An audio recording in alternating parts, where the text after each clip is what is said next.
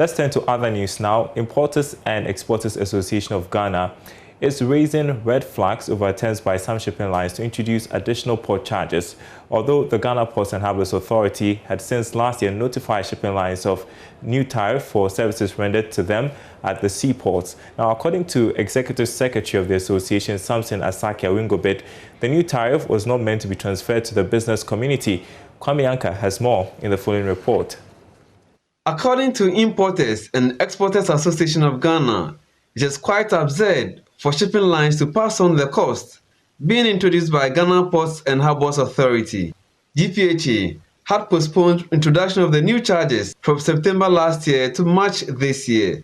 There was the assurance that the 20% increment will not be passed on to importers. However, some shipping lines have already notified their clients of the increment in charges, ranging from $77 to $120. Samson Asaki-Awingobit is Executive Secretary of the association.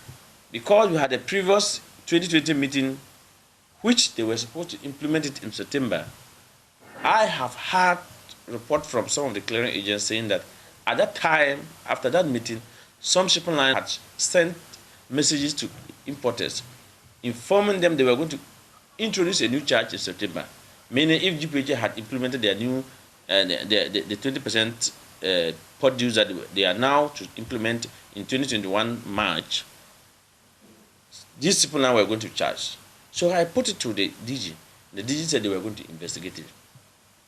So we agree in that meeting that okay, if the shipping lines will not, that will absorb it, we have no problem. Meanwhile, Asaki-Awingobit is asking Ghana Maritime Authority to regulate the shipping industry. I strongly believe that the only institution that we see now that I can boast and to tell that if there's any challenge that we have to move in, to say they are the proper institution that can regulate the shipping industry, and we can go there to head for arbitration, should be the Ghana Maritime Authority. Because under the Ghana Maritime Authority, there's a Shipping Act 630 or so, where they can regulate the shipping industry. But you see, I don't know what happened in the Shippers Authority and Ghana Maritime Authority some years back. We haven't, there some scams as if, because through the shipping lines themselves, point to Ghana Shippers Authority to tell them that what work are they rendering to them, they wanted to pay certain charges to them.